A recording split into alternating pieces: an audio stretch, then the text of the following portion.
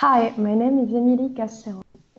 I'm leading the digital commerce product line at Thales. We serve e-merchant, digital wallets, and payment service providers and help them enhance and secure digital transactions. Today, we're going to talk about network tokenization, how it works, why it is a game changer for digital payments, and how it is expected to scale. But before digging into the technology, I would like to talk about some of the use cases we have seen on the field over the last years. And most of them are powered by what we call card-on-file payments. A card on file is when the end user agrees for a mobile application, a merchant, or a service provider to save his card payment details in his records for future use.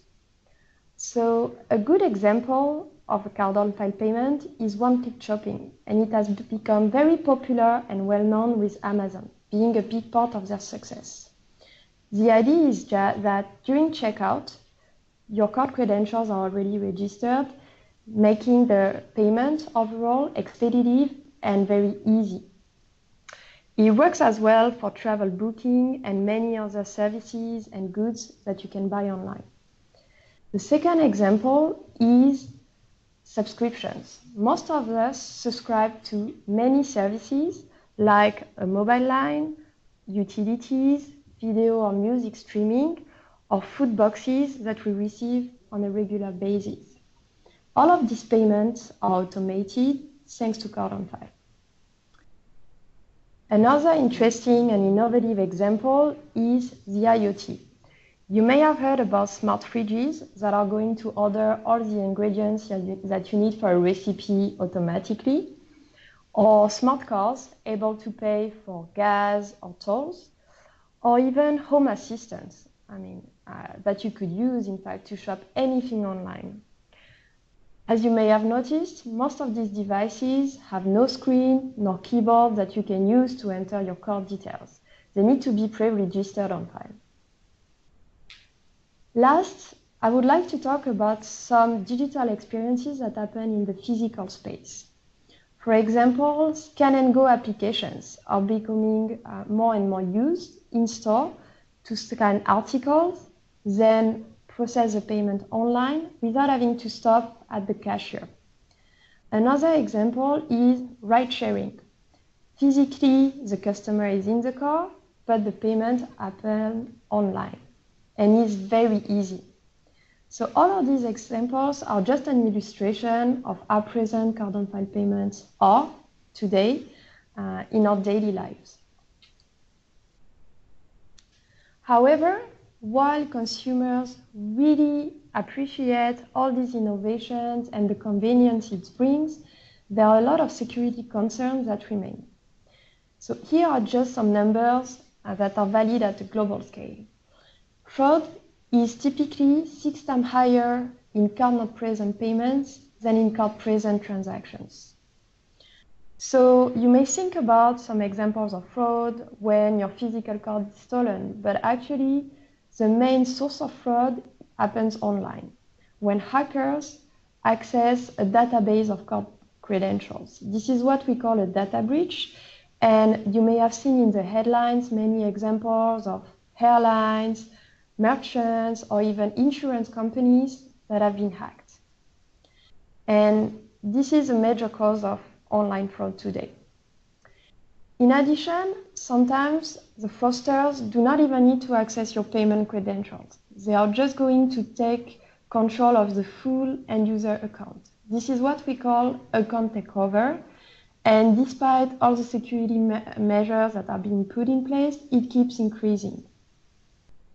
So the problem with fraud is that it can lead some players in the digital space to overreact.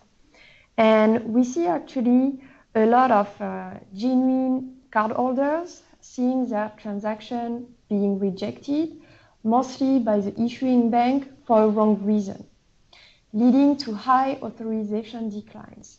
So this is very frustrating for customers, and we will see that for merchants, it can lead to a big loss of business. So again, if we compare card not present and card present transactions, we see that false decline are 4 times higher in remote transactions. Also, 1 in 6 shopper, cardholder, have experienced at least one decline over the last year because of a suspected fraud, what we call a false positive. And just to measure the impact for merchants, it is actually much higher than the cost of fraud itself. The estimation says that 1 in $10 are lost due to false decline. And this is a big impact for the merchant's top line. So now we will see how network tokenization can help solve these issues. First, I'm going to explain you how it works in a few words. You may already be familiar with tokenization, which consists in replacing sensitive data by an alias to limit the data exposure. It has been used already for years, even for card credentials. What is specific with network tokenization is that the physical card PAN is actually replaced by a surrogate that we call a token. And this token has a PAN format. It is generated by the payment networks and mapped to the original PAN of the physical card. And it can be used across the network just like a regular PAN, making it really fully interoperable. It all started with the first proximity NFC wallet deployment and Apple Pay. Then the use of network tokenization was extended to other wallets like Samsung Pay or Google Pay, and other proprietary mobile wallets like the one enabled by banks or retailers, and also some wearables manufacturers. And today it is being extended to digital commerce as a whole.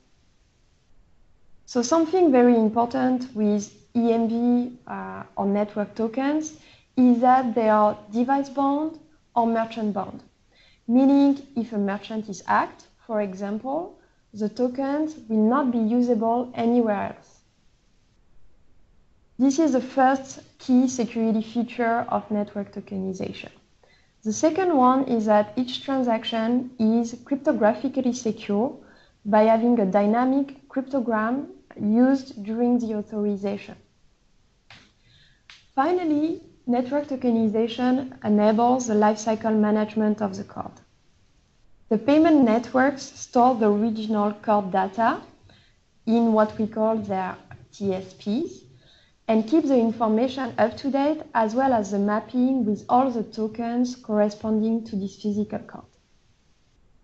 Meaning, if you have registered your card to subscribe to a service, you will never have to update it again. It will be done automatically, which is already a great benefit. So now talking about numbers and scale. So today it is estimated that there are more or less 3 billion cards, physical cards on the field, and also 44 million of merchants where you can use a payment card. Over the next 3 years, things are expected to change dramatically. There should be 30 billion ways to pay, if we include physical cards, of course, but also mobile wallets and all the card on file use cases that we discussed before. Entry barriers are also much lower now to set up an online business. So there should be 10 times more places where consumers can buy. So overall, by 2023, it is expected that there should be 5 billion tokens that are used to pay by consumers. And as you can see, it should exceed the actual number of physical cards. So we have talked about the technology and some of the benefits from a security standpoint and also lifecycle management. Now I would like to focus on how network tokenization can help also increase the transaction approval rate and tackle the issue of false decline.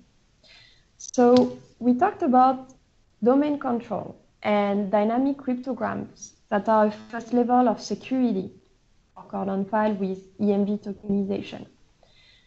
Merchants have also the possibility to share additional information with the issuing bank of the cards. Mostly, they can share some risk assessment parameters, like, for example, an account score from 1 to 5 to give the issuer more information about the risk relating to a specific user and his card. Another way to add more security is device binding. It consists into binding a token to a specific device or browser to make sure that there is an additional authentication factor being the device of the end user. During the device binding operation, the issuer has the possibility to perform a cardholder verification to check that the end user in the possession of the card is really the rightful owner. So it can be done using different methodologies like a one-time password or through a call or a 3D secure. And last, the merchants has also the possibility to implement a strong customer authentication under its full control and to share the result and the details of the authentication with the issuer. For example, the merchant can share with the issuer which authentication methods he used, like device binding or biometric, for example. All of this, supported by network tokenization, contributes to increasing the cooperation between merchants and issuers in risk management relating to online transactions. So, as a conclusion, I would like to give you some numbers in terms of approval increase. So today, Thales focuses on enabling these cooperations between e-merchants and issuers from a technology standpoint, but also by sharing some market knowledge about the local ecosystems and some best practices. Over our first projects with our customers, we have seen great results from an approval perspective. So, of course, numbers can depend from one market and one business to another, but what we have seen so far is an increase in the approval rate from 3% up to 10%, depending on the transaction amount, depending on the players involved in these projects and on the market, which is already very promising results for network tokenization and confirming the potential of this new framework and how it can help develop digital payments. So thank you for your attention. If you have any question, as this is a pre-recorded presentation, feel free to reach out. As you can see, my email address and contact on this slide. And also, I invite you to visit Thales Digital Commerce website, where you can find additional materials about network tokenization and more details. Thank you. Have a good day.